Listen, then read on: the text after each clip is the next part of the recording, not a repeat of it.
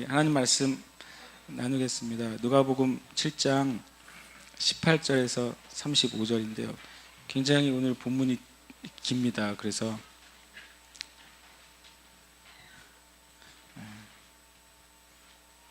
우리 읽으면서 좀 나누려고 합니다.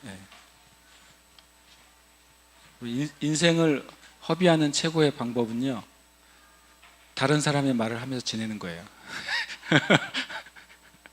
다른 사람의 말, 다른 사람의 일, 다른 사람의 사역, 다른 사람에 대해서 내가 말하고 판단하면서 사는 것은 인생을 허비하는 최고의 길이에요. 인생을 가치 있게 사는 최고의 길은요, 주님이 나에게 맡겨주신 그것에 온 마음을 다해서 집중하는 거예요. 그건 이기적인 삶이 아니라 주님이 나에게 주신 그 사명과 부르심과 사역과 영역 안에서 온 마음을 기울일 때 거기에 맞는 사람들을 우린 사랑하면 돼요. 거기서 만난 사람들에게 우리를 드리면, 퍼주면 돼요. 거기서 만나게 하는 사람들에게 하나님을 전해주면 돼요. 여러분 그렇게 하시길 축복해요. 여러분과 제가 인생을 허비하지 않고 인생을 가치 있게 살기를 축복합니다. 그래서 이번 주에 무슨 기도를 했냐면, 주님을 형제 자매님들이 이렇게 살아가다가 갑자기 섬뜩하게 하나님을 느끼게 해주세요. 그랬어요. 요즘 뭐 피서를, 호러를 보러 가더라고요, 사람들이. 그래서 그래서 진짜 무서운 게 우리가 뭔지 모른다. 뭔지 아세요? 주님이 곁에 계신 거예요. 이 세대가 진짜 두려운 걸 몰라요. 주님이 그래서 두려워할 자를 두려워할 줄 알아야 된다. 존경할 자를 존경할 줄 알아야 된다. 이 세대가 정말 두려워하고 존경해야 될 하나님을 몰라요. 그래서 제가 이번 주에 수요일 밤인가요? 이렇게 자다가 일어나가지고 그 기도를 했어요. 주님, 우리 성대 자매님들이 문득 이번 여름에 섬뜩하게 주님을 느끼게 해주세요.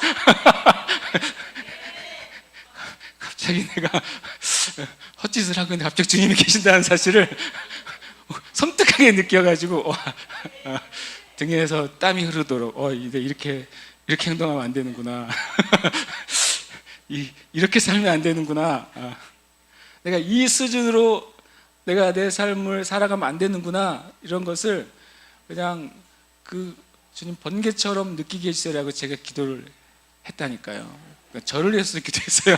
주님, 저도 제가 자든지 깨어있든지 그 하나님 아버지가 나와 함께 계신 것을 제가 섬뜩은 좀 과한 거고 문득 느껴서, 근데 우리가 처음엔 주님이 함께 하신 것을 처음에 경험할 때는 전 그렇게 생각해요. 우리가 주님의 그 경외함을 느끼게 될 거예요. 그런데 그것이 주님 앞에 경외함 가운데 내가 무릎을 꿇으면 한량없는 사랑을 느끼게 될 거예요. 저는 여러분과 제가 이 더운 여름에 최고의 피서의 방법, 순간순간 주님 만나시기를 축복합니다. 이번 주에 제가 어떤 책을 읽다가 깨닫게 된 게, 우리가 영광을 구하잖아요. 하나님의 영광. 근데 하나님의 영광을 구할 때 하나님의 영광이 뭐예요? 라고 할 때 하나님의 영광은요, 하나님의 사랑이에요. 그 사실을 알게 됐어요. 성경이 이렇게 말씀하세요. 요한복음 17장 22절에 내게 주신 영광을, 예수님이 하시는 말씀입니다. 내가 그들에게 주었사오니 이는 우리가 하나님과 예수님이 하나가 된 것 같이 그들은 우리죠. 우리가 하나가 되게 하려 함이니이다. 예수님 우리에게 영광을 주셨대요. 그 이유는 하나님과 예수님이 하나이신 것처럼 우리도 그 하나님과 하나 되는 것을 경험하기 위해서 영광을 주셨대요.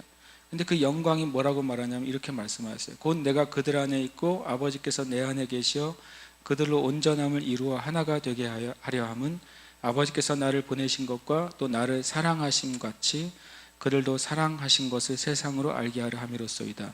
아버지여, 내게 주신 자도 나 있는 곳에 함께 있어 아버지께서 창세 전부터 나를 사랑하심으로 내게 주신 나의 영광을 그들로 보게 하시기를 원하옵나이다. 예수님의 얼굴에는 하나님의 영광의 빛이 있어요. 누군가 예수님의 영광을 만나면 하나님의 영광을 만나게 돼요.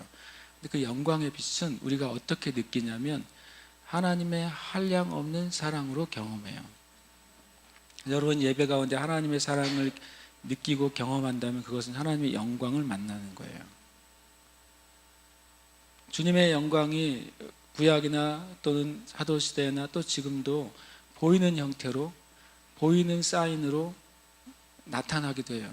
그러나 진짜 영광은 그 자체가 아니라 그 안에서 하나님의 사랑을 맛보는 거예요. 그게 하나님의 영광이에요. 여러분 하나님의 그 영광을 사모하세요. 그런데 그 영광이 임한 것을 어떻게 여러분이 알 수 있냐면 하나님이 나를 사랑하신다는 것을 경험하는 만큼 영광을 아는 거예요. 이적과 기사가 하나님의 영광이 아니에요. 진짜 영광은 하나님이 우리를 사랑하시는 거예요. 변화산에서 예수님과 세 제자가 하나님의 영광을 만났죠. 구름이 임했습니다. 그리고 엘리야와 모세가 나타났습니다. 이루 말로 할 수 없는 놀라운 것을 보고 있었어요. 그때 주님 하나님께서 임하셔서 제자들에게 뭐라고 하십니까? 는 내 사랑하는 아들이라 그래요. 영광은 하나님의 사랑이에요. 영광은. 여러분 다른 형제 자매들에게서 어떻게 영광을 느낄 수 있는지 아세요? 그가 하나님을 사랑하는 것을 여러분이 본다면 여러분 하나님의 영광을 보는 거예요. 여러분이 다른 사람에게 하나님의 영광을 어떻게 전달해 줄 수 있는지 아세요? 여러분이 하나님 사랑하는 것을 다른 사람에게 전달해 주면 돼요. 내가 하나님을 정말 사랑하고 내가 하나님을 정말 사랑하기 때문에 내가 당신을 사랑한다는 것을 전달해 주면 돼요. 그것은 하나님의 영광을 전달하는 거예요. 사랑이 흘러가면 영광이 흘러가요. 그 사랑을 따라서 계속 흘러갑니다. 그것을 그 사람을 가득 채우고 그리고 변화시켜요. 하나님의 사랑이 치유가 필요한 사람에게는 치유를 주세요. 하나님의 사랑이 회복이 필요한 사람한테 회복을 주시는 거예요. 하나님의 사랑이 하나님의 지혜와 계시와 총명이 필요한 사람이 그것을 주시는 거예요. 하나님의 사랑이 영광이에요. 그리고 영광은 모든 걸 바꾸세요. 여러분 기도하실 때마다 주님께 구하세요. 주님, 이 교회 안에 모든 형제 자매들 안에 하나님의 영광이 사랑으로 가득 차서 흘러넘치게 해주세요. 이 땅 제주 안에 하나님의 영광이 하나님의 사랑으로 가득 차서 흘러넘치게 해주세요. 간절히 구하십시오. 주님께서 그 일을 행하실 거예요. 예수님이 하나님의 사랑 이 땅에 나타나신 모습이잖아요. 예수님이 이 땅에 하나님의 사랑을 나타나실 때 하나님의 영광을 가지고 오셨어요. 그리고 하나님의 영광 안에서 하나님의 나라가 임한 거예요. 하나님의 나라가 임할 때 거기에 죽은 자가 살아났습니다. 하나님의 나라가 임할 때 거기에 병든 자가 치유됐어요. 모든 장애가 해결됐어요. 모든 마귀에게 괴롭힘 당한 자들이 자유롭게 됐어요. 하나님의 사랑이 이렇게 임할 때마다 그 일이 일어날 것입니다. 여러분 그렇게 우리가 기도하십시다. 그래서 그렇게 하기를 축복합니다. 그래서 여러분 그러기 위해서는 우리가 한 가지 여러분 저와 삶 가운데 한 가지를 기억해야 돼요. 육적인 것과 영적인 것을 바꾸지 마십시오. 육적인 것과 영적인 것을 바꾸는 것은 우리가 성경에서 이삭에게서 볼 수 있어요. 이삭이 이런 실수를 범합니다. 이삭이 하나님께 아브라함으로부터 받은 축복을 자기의 다음 때에 물려줄 책임이 있었어요. 그런데 이삭이 이렇게 말합니다. 창세기 27장 4절에서 내가 즐기는 별미를 만들어 내게로 가져와서 먹게 하여 내가 죽기 전에 마음껏 너에게 축복하게 하라. 이삭이 에서가 잡아온 고기를 먹고 축복해 주겠다 그랬어요. 이것은 영적으로 뭐냐면 육적인 것을 취하고 영적인 것을 파는 거예요. 내가 즐기는 것, 내가 즐기는 것을 취하고 영적인 것을 내가 넘겨주겠다고 말하는 거예요. 여러분 이런 식으로 여러분의 삶 가운데 육적인 것과 영적인 것을 교환하지 마세요. 근데 놀랍게도 그것을 에서가 배웠어요. 왜냐하면 이삭이 육적인 것과 영적인 것을 교환하기 전에 먼저 에서에게는 육적인 것 때문에 에서를 사랑했기 때문에 그래요. 에서가 그것을 배워서 어떻게 합니까? 창세기 25장에서는 야곱에게 이르되 내가 피곤하니 그 붉은 것을 내가 먹게 하라 한지라. 그러므로 에서의 별명은 에돔이더라. 야곱이 이르되 형의 장자의 명분을 오늘 내게 팔라. 에서가 이르되 내가 죽게 되었으니 이 장자의 명분이 내게 무엇이 유익하리요. 그 아버지에게 그것을 배웠어요. 에서가 영적인 것을 육적인 것으로 교환하는 거예요. 여러분 삶 가운데 육적인 유익, 육적인 쾌락, 육적인 목적, 육적인 비전, 육적인 부르심과 하나님의 것과 교환하지 마세요. 이렇게 흘러갈 뻔했어요. 근데 그것을 누가 가로막았는지 아십니까? 리브가가 가로막았어요. 리브가를 편애하는 여자라고 사람들이 가르쳐요. 절대로 그렇지 않습니다. 리브가는 편애했던 엄마가 아니에요. 그렇게 같이 가르치는 것은 주님의 뜻을 모르는 거예요. 리브가는 육적인 것이 영적인 것으로 바뀌어지는 것을 막은 여인이에요. 리브가에게 주어진 축복이 뭔지 아십니까? 너는 천만인의 어미가 될지어다. 너의 씨가 대적의 문을 취하게 될 것이다. 이것이 리브가가 그 시어머니 사라가 받은 것을 리브가가 받았어요. 리브가가 그것을 본 것입니다. 남편 이삭이 실수할 때 가로막았습니다. 얼마나 리브가가 강하게 가로막았냐면 이렇게 말하고 있어요. 창세기 21장 12절에서 아버지께서 나 야곱이죠. 야곱을 만지실진데 내가 아버지의 눈에 속이는 자로 보일지라 복은 고사하고 저주를 받을 것입니다 라고 말했어요. 그랬더니 어머니가 그에게 이르되 내 아들아 너의 저주는 내게로 돌리리니 내 말만 따르고 가서 가져오라 이렇게 말해요. 리브가가 결정을 했어요. 뭐냐면 영적인 것이 육적인 수단을 통해 흘러가는 것을 가로막겠다고 결정을 했어요. 제가 갑자기 왜 생뚱맞게 이 말을 하느냐? 저도 결정을 했기 때문에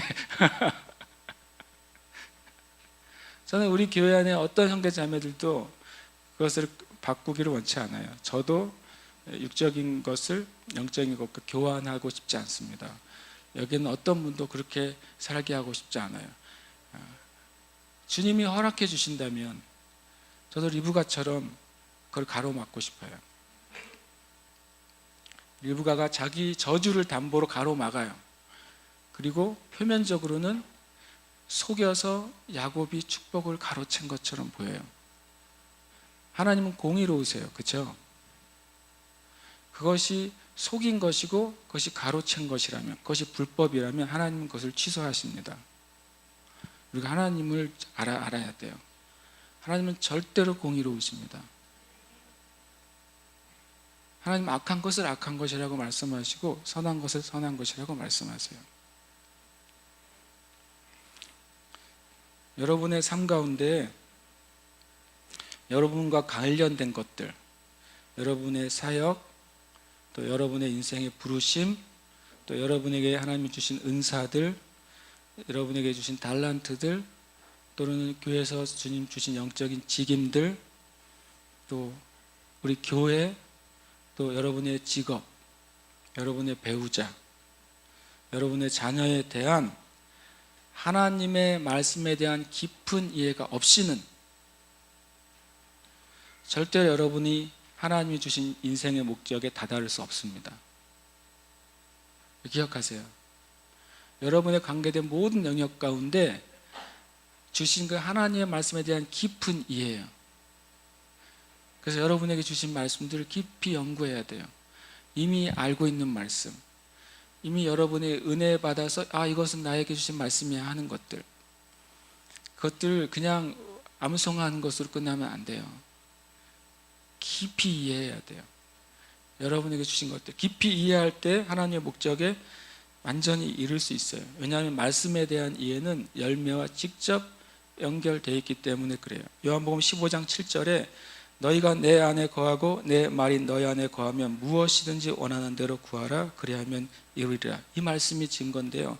너희가 내 안에 거하고, 여러분이 여러분과 제가 예수님 안에 거해야 되는 것만큼 똑같이 주님의 말씀이 여러분 안에 거해야 돼요. 그래야 열매가 맺혀지는 거예요. 그래야 열매가 맺혀져요. 여러분 기도하지 않는 분이 있다면 기도하십시오. 기도하지 않으면서 하나님께서 왜 나에게 도와주시지 않나라고 말하는 미련한 말을 하지 마세요. 주님은 구하면 주신다 그랬어요. 그런데 안 구해요. 실제로 여러분이 원하는 것을 가지고 주님께 나가고 계십니까? 얼마나 나가고 계십니까? 어느 기간만큼 나가 보셨습니까? 기도하셔야 돼요. 기도하지 않는 사람들은 기도하십시오. 다른 사람 여러분이 기도해 줄 수 있습니다. 그리고 그 중보가 응답될 수 있습니다. 그러나 그 진정한 열매는 여러분 것이 아니에요. 그 중보자의 것이에요. 하나님 나라에 가면. 여러분이 진짜 인생의 열매를 얻고 싶다면 여러분이 기도하세요. 그래서 그것을 주님으로부터 받으세요. 그리고 나누세요. 여러분 예배하지 않는 분이 있다면 예배하셔야 돼요. 주일날 같이 회중과 함께 드리는 예배가 내 예배 인생의 전부라고 생각한다면 그것은 하나님에 대한 모욕이에요. 하나님은 우리의 삶 가운데 날마다 예배를 받으시는 게 맞아요. 맞는 것입니다. 그것이 정상적인 거예요. 우리가 밥 세 끼를 챙겨서 먹는 것만큼 우리의 삶에 하나님을 찬양하는 고백과 찬양한 예배는 마땅한 거예요. 오히려 우리가 한 끼를 굶으면 속이 허전하잖아요. 여러분과 제가 주님을 예배하는 삶을 살지 않을 때 나의 영이 허전한 것을 느껴야만 돼요. 만약에 느끼지 못하다면 우리의 영의 한쪽이 병들어 있는 거예요.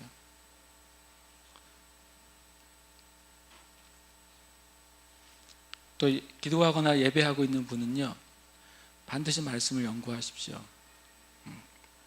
환경과 시간이 허락되면 내 말씀을 연구하겠습니다. 말씀을 깊이 묵상하겠습니다. 그것을 하나님 앞에 가서는 핑계할 수는 없을 겁니다. 마귀는 우리가 기도할 수 없는 이유, 예배드릴 수 없는 이유, 말씀 가운데 나아갈 수 없는 이유를 산처럼 쌓아놓을 거예요 아마. 근데 우리의 믿음은 그 산을 옮겨서 바다에 빠뜨리게 될 겁니다. 여러분 믿음을 사용하십시오. 여러분 기도하시고 예배하시고 말씀을 연구하세요. 그 열매가 맺혀지려면 기본적으로 질소, 인산, 칼륨 세 가지가 있어야 되잖아요. 질소가 부족하면 성장이 안 된대요. 인산이 부족하면 잎이 잘 안 자란대요. 칼륨이 부족하면 시들시들해져 가지고 힘이 없다 그래요. 질소만 드립다 퍼붓는다고 안 돼요. 칼륨만 드립다 퍼붓는다고 열매가 맺혀지는 게 아니에요. 우리의 믿음의 성장과 열매가 맺혀지려면 정말로 이 세 가지는 너무 생명과도 같아요. 여러분 기도하시고 예배 드리시고 말씀을 연구하세요. 제가 이 말을 자주 한지 아십니까? 왜 자주 할까요? 전 자주 하고 있어요. 자주 하는지도 모르고 있다면 주님 제가 잘못 말한 거고, 전 자주 하고 있어요. 말씀을 많이 보라고. 왜냐하면 저는 영분별의 은사는 별로 없어요. 영적인 분별은 있어요. 왜냐하면 여러분들이 아직 충분히 순종하고 있지 않습니다. 말씀을 공부하는데. 마치 저는 어떻게 느끼냐면 마치 성장하기를 거부하는 것 같아요. 열매 맺는 걸 정말로 원치 않는 것 같아요. 그렇지 않습니다, 여러분. 다시 말씀드립니다. 기도하시고 예배 드리시고 말씀을 연구하세요. 그렇게 열매 맺습니다. 하나 가지고 안 됩니다. 같이 하십시오. 같이 하시기를 축복합니다. 진지하게 기도하시고 진지하게 예배하고 진지하게 말씀 앞에 나가세요. 우리는 할 수 있어요. 이 중에서 가장 바쁜 사람도 할 수 있어요. 방법을 찾으세요. 주님께 지혜를 구하세요. 내가 어떻게 하면 기도의 자리를 내가 취할까? 어떻게 하면 예배의 자리를 취할까? 어떻게 하면 내가 말씀 앞에 나가는 시간을 가질까? 주님께 지혜를 구하세요. 주님이 주실 거예요. 전 세계에서 가장 큰 나라를 다스렸던 한 사람, 다니엘, 127도를 관할했던 다니엘도 하루에 3번 주님 앞에 엎드려 무릎 꿇을 수 있었는데 우리가 그걸 못하겠어요. 우리가 그걸 못한다고 하면 말이 안 돼요. 밥 먹을 시간도 없었던 예수님께서 저녁에 기도하시고 주님 앞에 나가서 주님의 음성을 듣고 또 새벽에 주님 앞에 나가서 기도하셨다면 우리가 못하겠어요? 할 수 있습니다. 여러분 하시기를 축복합니다. 아멘. 아멘. 네. 이거는 안 해야 되겠어요. 그래서 제가 여름 지나고서 말씀 공부를 좀 하려고 그래요. 제가 4년 전에 투스라고 우리가 말씀 연구학교 The Word Study School 해서 말씀 연구학교 투스를 할 때 사도행전을 할 때였어요. 토요일날 사도행전을 할 때 제가 이런 얘기를 했습니다. 그때 4년 전에 한 얘기니까 뭐 어떻게 기억하시는 분이 별로 없으시겠지만 주님이 그때 제가 이렇게 말했어요. 주님이 그 투스를 공부하고 준비하는데 주님이 저에게 이런 말씀을 마음에 주셨는데 너는 앞으로 설교하지 않을 것이다 그랬어요. 저한테.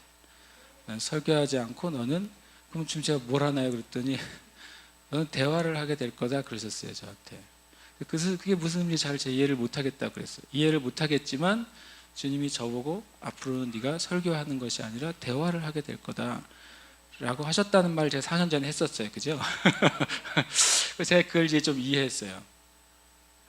예수님 말씀을 자꾸 읽다 보니까 주님이 가르치는 방법이 뭐였냐면 사람들의 영적인 상태나 사람들의 질문이나 또는 적들의 공격에 대해서 주님이 그것에 대해서 말씀해 주시는 거더라고요.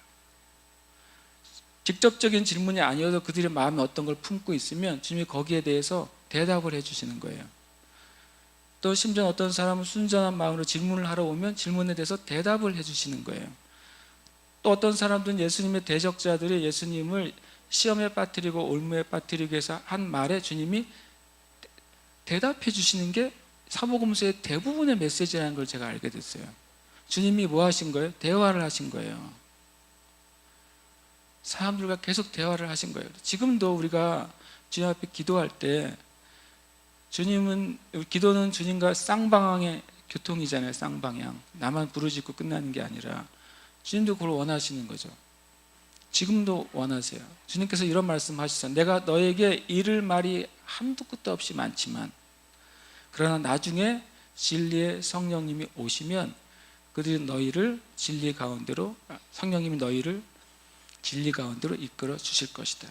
내가 말한 것을 생각나게 해 주실 것이고 기억나게 해 주실 것이다. 그렇게 해서 가르쳐 주실 거라고 말씀하신 거죠. 그래서 제가 여름이 끝나고 성경 공부를 할 건데 대화를 하려고 그래요. 그래서 서로 질문을 나누고 말씀 안에서 답을 찾아갈 거예요. 같이. 그래서 계속 우리가 우리의 영의 깊은 질문들 또는 성경을 볼 때 우리가 가지고 있던 질문들, 이 질문하면은 굉장히 무식하다고 할 것 같은 질문들, 이 질문하면은 굉장히 믿음 없다고 할 것 같은 질문들, 이 질문은 하면 안 될 것 같은 질문들을 서로 좀 꺼내놓고 말씀 안에서 좀 배우려고 그래요. 주님은 우리를 길을 인도해 주실 것 같아요. 이 말을 왜 하냐면 우리 교회 안에 주님께서 기적을 더 많이 베푸시고 부흥을 주실 거예요. 근데 우리가 그것을 담을 수 있는 그릇은 진리예요. 진리. 교회는 진리의 기둥과 터예요. 교회가 진리가 아니라요. 다시 말씀드리면 교회는 진리가 아니에요. 교회는 진리의 기둥과 터예요. 주님이 그 교회에 붓고 싶으신 거예요. 우리는 진리로 철저하게 준비되어 있어야 돼요. 그렇게 될 때 하나님이 하나님의 것을 마음껏 부으시게 될 겁니다. 아멘. 제가 이렇게 설교 전에 말이 많냐면요. 주가 물어봐요. 설교를 언제 준비하냐고. 저는 이제 제가 나누는 것은 주중에 주님 저에게 주신 마음을 저는 기록하고 그걸 주일날 나누기로 제가 결정을 한 적이 있어요. 제가 아주 멋있는 말을 히든카드로 숨겨놨다가 어느 중요한 날 해야지 그렇지 않기로 결정을 했어요. 그래서 그 주에 한 말을 그 주에 주신 거는 다 말하리라. 그래야 나는 히든카드가 하나도 없어야 되겠다. 하나님 앞에 비장의 설교가 없어야 되겠다. 비장의 설교가 없어요. 그러니까 오늘 이제 이 말씀 저는 일주일 동안 이 말씀을 묵상합니다. 왜냐하면 감사하게도 본문이 정해져 있잖아요. 그러니까 저는 계속 그 말씀을 묵상해요. 그래서 아마도 어떤 경우는 저도 모르지만 관계된 메시지를 주실라고 저는 믿어요. 우리가 먼저 18절에서 23절 같이 한번 읽어볼까요? 23절까지 함께 읽겠습니다. 시작. 요한의 제자들이 이 모든 일을 그에게 알리니 요한이 그 제자 중 불러 주께 보내어 이르되 오실 그이가 당신이오니이까 우리가 다른 일을 기다리오리이까 하매 그들이 예수께 나아가 이르되 세례 요한이 우리를 보내어 당신께 여쭈어 보라고 하기를 오실 그이가 당신이오니이까 우리가 다른 일을 기다리오리이까 하더라 하니 마침 그때 예수께서 질병과 고통과 및 악귀 들린 자를 많이 고치시며 또 많은 맹인을 보게 하신지라. 예수께서 대답하여 이르시되 너희가 가서 보고 들은 것을 요한에게 알리되 맹인이 보며 못 걷는 사람이 걸으며 나병 환자가 깨끗함을 받으며 귀먹은 사람이 들으며 죽은 자가 살아나며 가난한 자에게 복음이 전파된다 하라. 누구든지 나로 말미암아 실족하지 아니하는 자는 복이 있도다 하시니라. 아멘. 누구든지 예수님의 말과 행동으로 말미암아서 실족하는 것, 실망하거나 예수님에 대해서 오해하지 않는 사람이 복이 있대요. 그 말은 반대로 말하면 예수님의 말과 행위 가운데 어떻게 보이는 요소가 있는 거예요? 실족할 만한 요소예요. 왜 실족하는 줄 아세요? 우리의 기대와 다를 때 실망하는 거예요. 여러분이 누굴 만나는데 그 사람에게 어떤 기대를 걸었는데 그 사람이 기대만큼 안 해줘요. 기대만큼 행동해주지 않으면 어떻게 돼요? 서운합니다. 그래서 실족하게 돼요. 많은 사람들이 예수님께 어떤 것을 기대하는데 예수님이 그 기대대로 안 해주셨어요. 기대대로 반응해주지 않으시고 기대대로 말씀해주지 않으시고 기대대로 행동해주지 않으세요. 그래서 많은 사람이 실제로 예수님 때문에 실족했습니다. 주님이 이렇게 말했어요. 얼마나 이 실족하지 않는 게 놀라운 은혜인지 나 때문에 실족하지 않는 사람이 복이 있다고 할 정도로 주님이 말씀하셨어요. 그래서 우리가 진리가 어떤 요소를 갖고 있는지 알아야 돼요. 만약에 제가 한 말이 아니라 스펄전 목사님이 한 말이에요. 영국의 위대한 설교가죠. 그분이 이랬어요. 자기가 복음을 전했는데 예배 시간에 아무도 자기 설교 때문에 일을 가는 사람이 없으면 자기가 실패했다고. 그 중에 죄인이 한 명도 없을 리가 없는데 죄인이 한 명도 없을 리가 없고 모든 사람이 다 주님 앞에 성숙한 사람일 리가 없는데 아니 내가 복음을 바로 전했는데 진리를 바로 전했는데 한 명도 그 말씀 때문에 실족하는 사람이 없으면 뭔가 문제가 있다 그랬단 말이죠. 예수님도 그러셨어요. 예수님도 말씀을 전할 때 어떤 무리는 그 말에 예스했어요. 그렇지만 더 많은 무리들이 주님의 말을 받아들이지 않았습니다. 주님이 그 말씀하셨어요. 여기서 예수님이 세례 요한에 대해서 얘기합니다. 세례 요한과 예수님이 한 번 만나요. 그러죠? 두 번 만나죠. 그 다음 날 또 만났으니까. 그러나 그 뒤로 못 만나셨어요. 근데 소식을 들었습니다. 세례 요한의 두 제자가 예수님을 찾아왔어요. 예수님이 한참 뭐 하고 계셨어요? 병 고치고 계셨어요. 병자들을 고치고 눈먼 자들을 눈뜨게 하고 있는 사역의 자리, 사역하고 계셨어요. 막 사역하고 있는데 그 사역의 잠깐 틈에 이 두 제자가 찾아와서 우리는 요한의 제자라고 소개합니다. 자신을. 우리는 요한의 제자인데 그 요한은 어디에 있어요? 감옥에 있어요. 요한이 뭐 때문에 감옥에 갇혔어요? 진리를 말해서 감옥에 갇혔어요. 누가 그래요? 요한이 예수님 때문에 감옥에 갇혔어요 그러더라고요. 아니, 성경을 잘 보세요. 예수님 때문에 감옥에 갇힌 게 아니에요. 예수님은 진리를 말했고 왕의 죄를 헤롯 왕의 죄를 가감 없이 그냥 확 말해버렸어요. 그리고 회개하라 그랬어요. 그래서 왕이 열받았고 옆에서 부인이 찔러 대가지고 갇혔어요. 세례 요한은 지금 자기가 주님의 일을 하다 갇힌 거예요. 예수님을 소개하긴 했어요. 그러나 자기의 일이 끝났는지 안 끝났는지에 대해서 알아야 돼요. 그렇죠? 세례 요한으로서는 하나님께서 자기의 인생 가운데 나타나셔서 말씀하셨단 말이죠. 너는 광야에서 외치는 자의 소리다. 내가 올 길을 예비하는 자로 내가 너를 불렀다 그랬어요. 세례 요한은 자기 온 생명을 써서 그 일을 하다가 갇혔단 말이에요. 이게 끝인지 더 해야 되는지 그거를 알고 싶어요. 세례 요한. 세례 요한의 심정을 한번 생각해 보세요. 세례 요한이 의심의 개념이 아니에요. 세례 요한은 자기의 달려갈 길을 목숨을 다해 달려간 사람이에요. 그리고 예수님을 자기가 소개했어요. 그리고 자기는 갇혔단 말이죠. 세례 요한은 진리를 위해 죽을 준비가 돼 있어요. 왜냐하면 그것만을 위해서 살았습니다. 세례 요한에게 필요한 게 뭔지 아세요? 그것은 확신과 평안 가운데 죽는 거예요. 예수님이 자기가 평생 동안 전했던 그분인 것에 대한 확신과 주님의 그 대답을 듣고 평안 가운데 자기의 사역을 마치는 것이 세례 요한의 관심사예요. 그래서 제자들을 보냅니다. 저는 그 다음 절에 보시면 뭐라고 되어 있냐면 세례 요한의 제자들이 요한의 보낸 자가 떠난 후에라고 그랬어요. 주님이 뒤에 메시지를 하는 동안 그 두 제자는 예수님의 메시지를 가지고 세례 요한에게 가요. 그리고 세례 요한은 그 메시지를 듣습니다. 그리고 얼마 안 가서 세례 요한은 목이 잘려서 감옥에서 인생을 마감합니다. 저는 믿습니다. 세례 요한이 큰 확신과 평안 가운데 하나님 나라에 갔습니다. 왜냐하면 주님이 그에게 평안과 확신을 주셨어요. 내가 그다라고 말하지 않았어요. 이미 하나님은 세례 요한의 입을 통해서 예수님이 그분이신 것은 증거했어요. 다시 그것을 주님이 말하실 필요는 없어요. 그러나 세례 요한에 의해서 소개된 예수님이 하나님의 어떤 일을 하고 있는지 세례 요한에게 들려주셔야만 됐어요. 세례 요한은 감옥에 있기 때문에 그래요. 그래서 주님이 들려주십니다. 복음이 전파되는데, 복음이 전파될 때 그동안 모든 묶여있는 것이 해제되고 마귀가 모든 묶어놓은 것들이 다 자유케 된다는 것을 전해주라.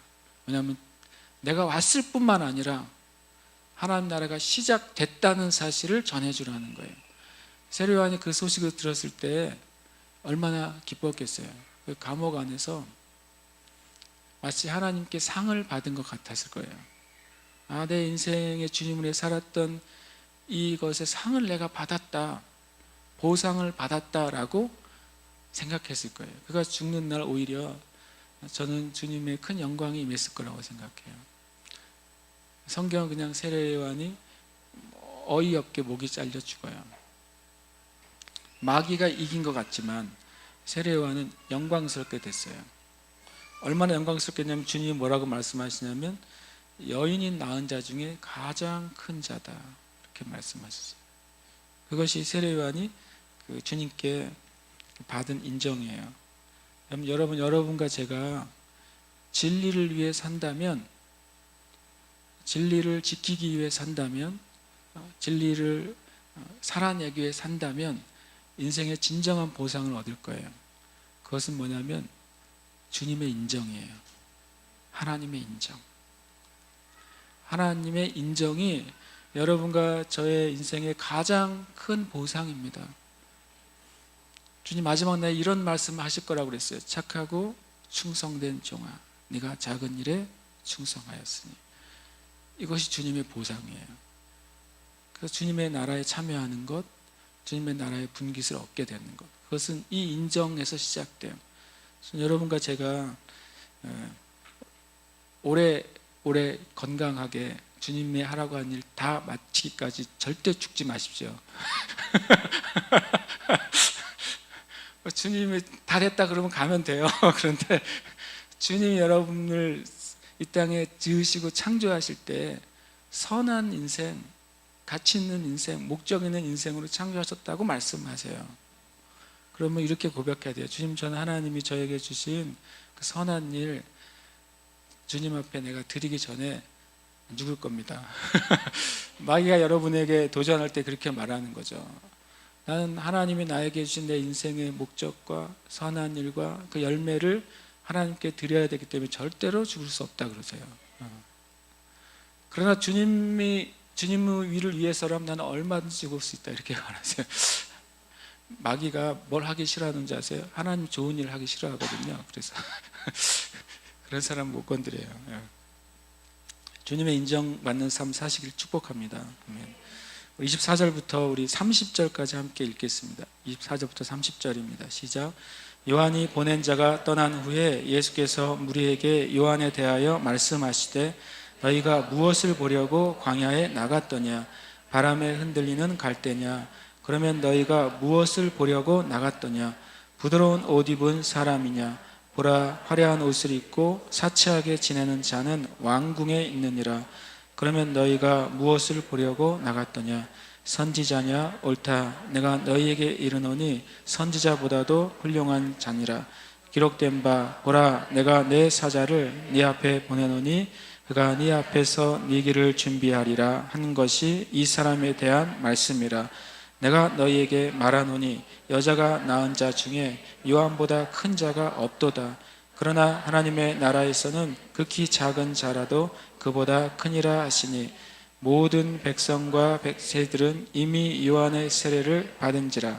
이 말씀을 듣고 하나님을 의롭다 하되 바리새인과 율법 교사들은 그의 세례를 받지 아니하므로 그들 자신을 위한 하나님의 뜻을 저버리니라. 아멘. 여러분, 예수님이 오시기 전에 이스라엘 백성들을 위한 하나님의 뜻이 있었어요. 예수님이 등장하시기 전에 이스라엘 백성들, 말라기 이후에 400년 이상을 하나님의 말씀이 없이, 하나님의 계시가 없이 지냈던 이스라엘 백성을 향한 하나님의 긍휼하신 뜻이 있었는데, 그것은 뭐냐면 세례 요한의 세례를 받는 거예요. 세례 요한의 말을 듣고 자기 죄를 자백하고 회개 세례를 받는 것이 이스라엘 백성들을 위한 하나님의 뜻이었어요. 예수님 흥정은 말합니다. 바리새인과 율법 교사들은 세례 요한의 세례를 받지 아니하므로 그들 자신을 위한 하나님의 뜻을 거절했다고 그랬어요. 세례 요한이 어떤 존재인지 우리가 알아야 돼요. 어떤 기간 가운데 하나님의 뜻이었어요, 세례 요한. 그래서 가장 큰 자예요. 여자가 낳은 자 중에. 하나님의 뜻을 완전히 담았던 사람 중에 한 사람이에요. 근데 그들이 거절했단 말이죠. 그러나 어떤 죄인들은 그 뜻, 하나님의 뜻을 받아들였어요. 그래서 예수님께서 세례 요한이 선지자보다도 크고 왕들보다도 크고 귀인들보다도 크다는 것에 동의했어요. 완전히 이 들에 있는 아주 기괴한 사람이었던 세례 요한에 대한 예수님의 평가에 세례 요한의 세례를 받은 사람들은 그것이 옳다고 말했습니다. 그러나 하나님의 뜻을 저버렸을 때는 그것이 맞지 않다고 생각했어요. 여기서 주님이 무슨 말씀을 하시냐면 너희들이 무엇을 보려고 나갔냐 그러는 거예요. 무엇을 위해서 들에 나갔냐고 말씀하세요. 사람들은요 무엇인가를 기대하면서 살아요. 다 기대합니다. 여러분, 기대하는 게 없는 사람은 여기 살아있을 수 없어요. 기대가 있어요. 어떤 분들은 복권을 사면서 일주일 동안 기대함으로 살아서 그냥 복권을 산대요. 붙었으면 하는 기대를 가지고. 그래서 내가 그 기대 자체는 굉장히 은혜가 있네, 내가 그랬어요.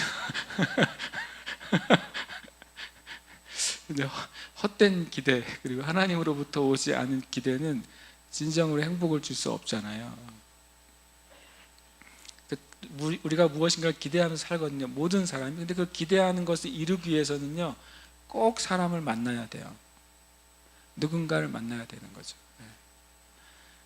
아이돌 스타가 되기를 원하는 사람은 좋은 엔터테인먼트를 만나기를 강력하게 기대하는 거예요. 요즘 혼자서 뜨는 가수는 없잖아요. 결국에는 도와주는 사람이 필요한 거죠. 사업에 성공하기를 기대하는 사람은 반드시 누군가를 만나야 되죠. 나를 도와줄 사람이거나 사업의 파트너이거나 내 것을 사줄 사람을 만나야 돼요. 그래서 기대 안에는 항상 100% 사람이 들어가 있어요. 우리가 무엇인가 기대할 때는 그 안에 사람이란 존재가 항상 들어가 있습니다. 누구를 찾느냐는 거예요. 주님이 말씀하신 거죠. 이스라엘 백성들 안에도 기대가 있어요. 로마의 압제로부터 해방되길 원하는 기대가 있어요. 이스라엘 백성들 안에는 이전에 하나님이 주셨던 영광이 회복되기를 원하는 기대가 있어요. 다윗과 솔로몬 때의 영광이 다시 회복되기를 원하는 기대가 있단 말이죠.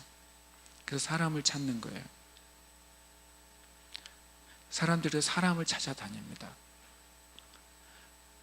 심지어는 이 땅의 그리스도인도 하나님의 영광을 원해요.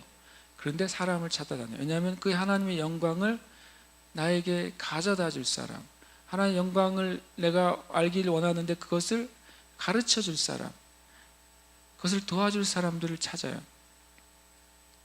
여러분, 주님 만나기 전에는 진짜 만난 것이 아닙니다.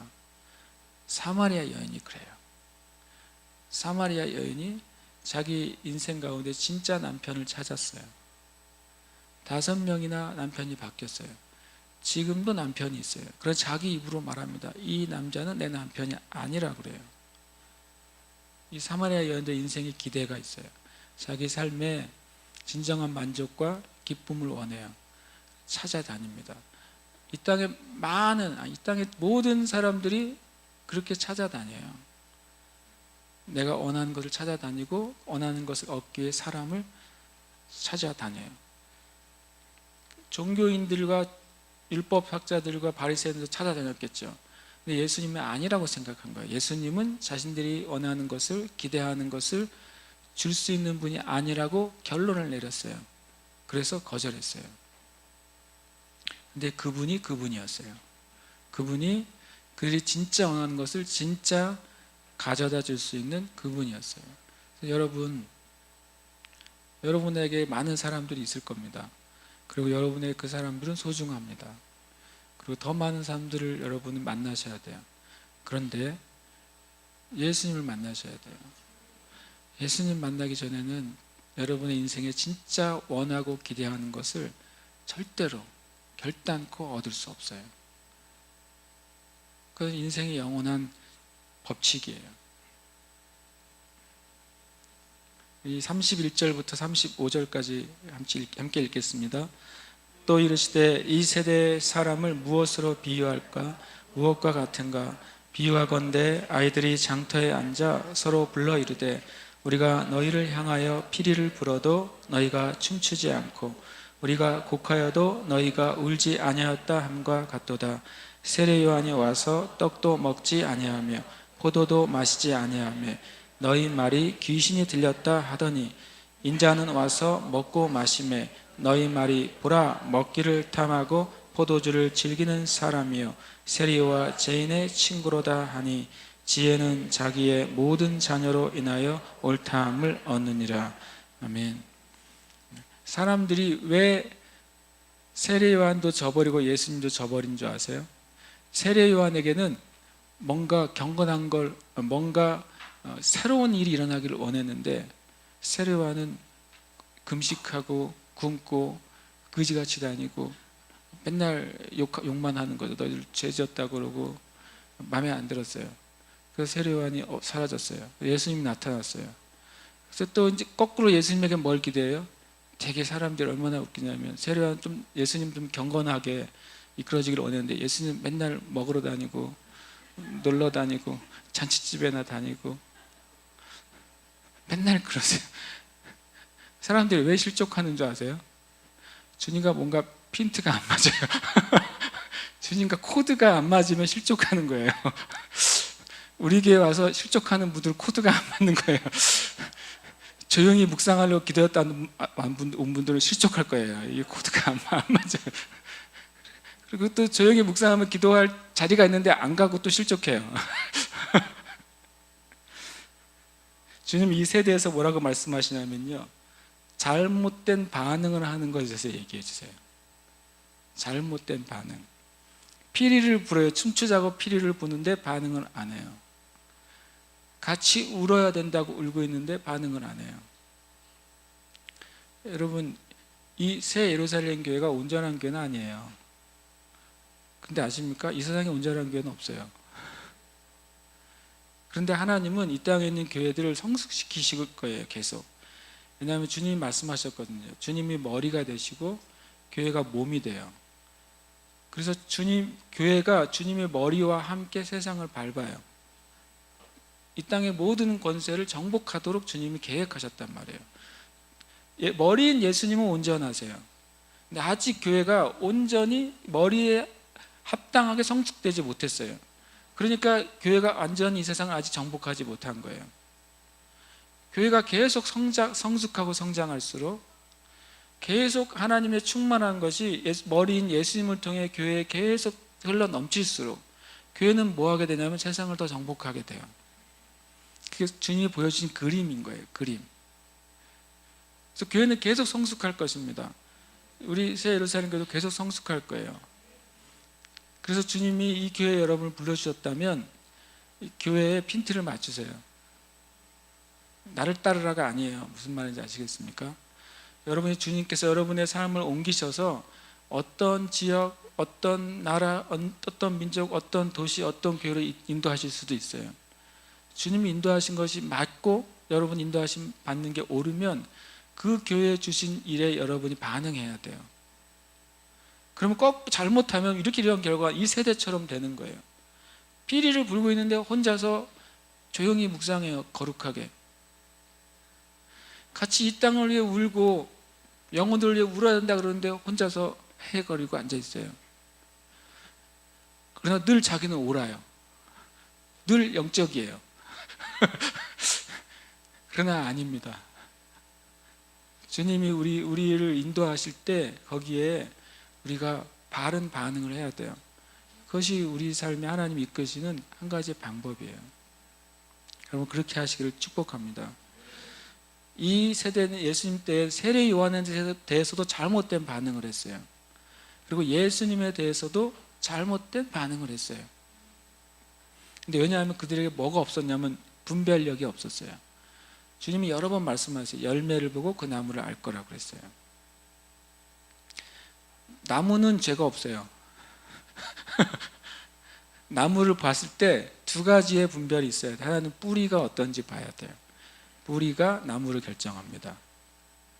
그런데 그 나무가 건강한지 안 건강한지는 열매가 나타내 줍니다.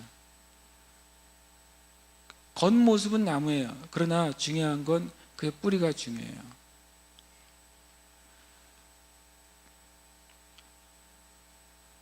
그리고 그 열매가 중요해요. 여러분 그러면 뒤에 말씀하셨잖아요. 지혜는 자기의 모든 자녀로 인하여 옳다 인정함을 얻는다. 옳다 인정함을 얻는다는 건 증명이 된다는 거예요. 그것이 옳다는 것이. 근데 어떻게 증명이 되냐면 지혜는 이라고 말씀하셨어요. 둘 다. 시장에서 피리를 부는 것도 지혜예요. 근데 시장에서 우는 것도 지혜예요. 주님이 이렇게 말씀하는 거죠. 세례 요한에게 주신 하나님의 지혜는 그 열매로 말미암아 증명이 돼요. 여러분 세례 요한에게 주신 열매가 뭔지 아세요? 세례 요한에게 주신 자녀들이 뭔지 아세요? 세례 요한에게 주신 하나님의 자녀는 그 지혜의 자녀는 뭐냐면 사람들이 예수님께로 인도되는 거예요. 그것이 세례 요한에게 주신 지혜의 자녀들이에요. 그 당시 수많은 사람들이 주님께로 세례 요한에게서 예수님께로 왔어요. 그래서 그 세례 요한이 금식한 것이 옳은 거예요. 세례 요한이 들에서 산 것이 옳은 거예요. 세례 요한이 메뚜기와 석청을 먹은 것이 지혜롭다고요. 그가 가죽옷을 입고 사는 게 지혜로워요. 왜냐하면 그 열매가 그것을 증명해줘요. 그럼 예수님의 열매는 뭡니까? 예수님에게 주신 하나님의 지혜. 그 예수님을 통해 나오는 그 자녀들은 뭡니까? 예수님이 이 땅에 가져오고 싶은 것은 뭐였냐면 하나님의 나라예요.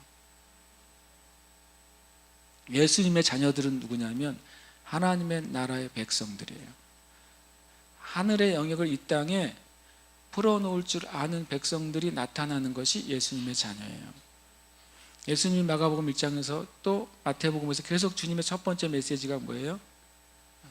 회개하고 복음을 믿으래요. 왜냐하면 하나님의 나라가 가까이 왔기 때문이라고 말해요. 그래서 예수님에 대한 복음을, 예수님이 하나님 나라의 복음을 전하셨다고 그래요.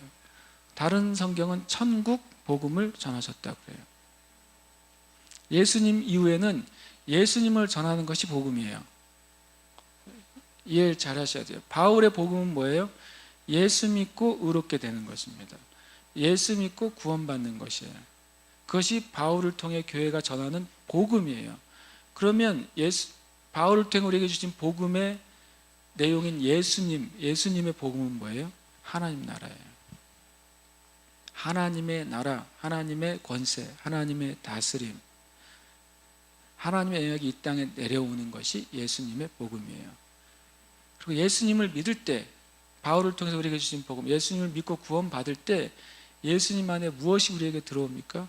하나님의 나라가 그 믿는 자들에게 들어오는 거예요. 그것이 성경에서 말씀하시는 복음이에요. 예수님이 전해주신 결과로 하나님의 나라가 이 땅에 왔어요. 예수님이 세례 요한에게 뭐라고 말씀하십니까? 복음이 전파되고 병든 자가 치유되고 죽은 자가 살아나고 마귀가 사로잡힌 자들이 자유롭게 된다. 복음이 완성됐다고 말씀하시는 거예요. 우리가 우리의 삶을 통해서 주님이 이제는 똑같이 도전하시는 거예요.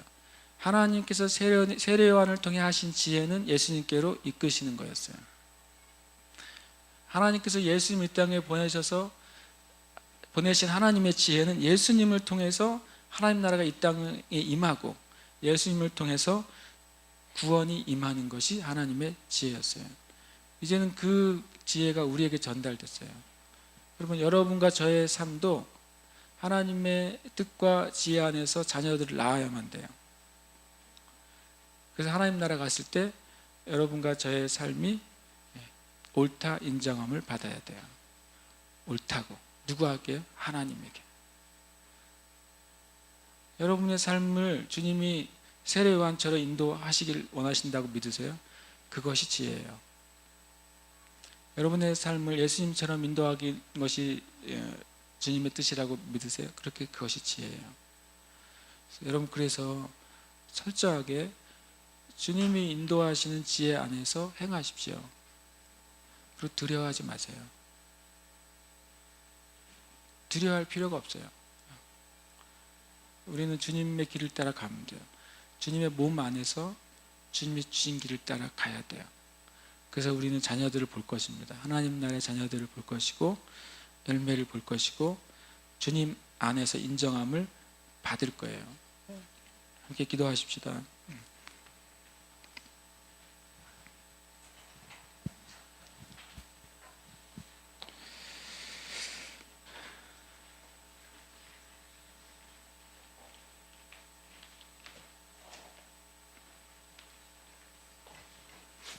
여러분, 하나님께 주신 것에 다시 한번 집중하십시오. 여러분, 열매 맺지 못하는 일에서는 손을 떼세요. 우리 교회에 없는 게 있는데, 없는 게 너무 많죠. 없는 게 너무 많은데 여름 성경학교가 없어요. 아세요? 겨울 성경학교도 없지만 여름 성경학교도 없어요. 막 물으세요. 누가 우리 교회 여름 성경학교 안 해요? 여름 수련회 안 해요? 그래서 제가 뭐라고 말하냐면 안 해요. 그래요. 거꾸로 진지하게 또 어느 목사님에게 물어봤어요. 왜 하세요? 라고 물어봤어요. 여러분 성경학교 왜 하세요? 그랬어요. 이유가 있죠. 근데 순간 대답을 저한테 못 하셨어요. 왜 하죠? 맨날 해왔으니까 해요. 왜? 진짜 왜 우리는 대답을 할 수 있어야 돼요. 진짜 왜 하느냐고 대답할 수 있어야 돼요. 우리 그 NJCC 카페 있잖아요. 저한테도 물어보는 분 있어요. 왜 하냐요? 그래서 제가 이렇게 말했어요. NJCC의 재전 건전성은 별로입니다. 그러나 우리 교회 지난 1년간 새로 등록한 분의 대부분이 그 CC에서 예언 사역을 통해 우리 교회에 왔습니다. 여러분, NJCC 카페에서 1,000만 원 이익이 생기는 것보다 한 영혼 예수님 만나는 게 더 큰 유익이에요. 우리가 열매 없는 일에 손을 떼야 돼요. 그 열매가 진짜 하늘에 속한 열매인지 아닌지 진짜 곰곰이 생각해 봐야 돼요. 그리고 그것이 하늘에 속한 열매라면 우리는 해야 돼요. 또 할 겁니다. 주님이 하도록 인도하실 것입니다. 저는 형제자매들의 삶 가운데서 그렇게 하시고 계시고 있다고 믿고 더 하실 것이라고 믿고 열매를 이 땅 가운데서도 하늘 가운데서 맺어주실 것이라고 저는 믿어요. 저는 진짜로 믿습니다. 저는 개인적으로 저 자신을 향한 하나님의 계획에 대한 그림이 있습니다. 저는 이 예루살렘 교회를 향한 주님이 행하시기 원하시는 그림이 저는 있어요. 제주를 향한 그림이 있어요. 그래서 제가 뻔뻔스러워집니다. 뭘 하려고 그럴 때 뻔뻔스러워지고 나는 할 거야 라고까지 우깁니다. 제가 주님께 씨름해야 되고 들어야 될 부분이에요. 여러분도 그렇게 하시길 축복해요. 독불 장군이 되라는 게 아니라 주님의 부르심에 철저해지세요. 정말 철저해지세요. 사람을 보지 마세요. 두려워하지 마세요. 하나님만 바라보세요. 그리고 예수님 만나길 간절히 원하세요. 하나님이 하십니다. 이 시간 기도합시다. 기도할 때 하나님, 제가 삶 가운데 주님, 정말로 제 삶 가운데 주님, 하나님의 뜻을 정말 분별하는 삶을 살고 싶습니다. 그래서 주님, 내 삶을 향한 주님의 가장 아름다운 계획에 내 삶을 완전히 쏟아붓고 싶습니다. 그래서 진정한 열매 있는 삶을 살고 싶습니다. 이 땅에서 하나님 열매를 보여주시옵소서. 그러나 내가 진짜 원하는 것은 주님의 인정입니다. 하나님의 인정, 하나님이 기뻐하시는 것입니다. 이 시간 주님 앞에 기도하십시다. 하나님 아버지 감사합니다. 주님 찬양합니다.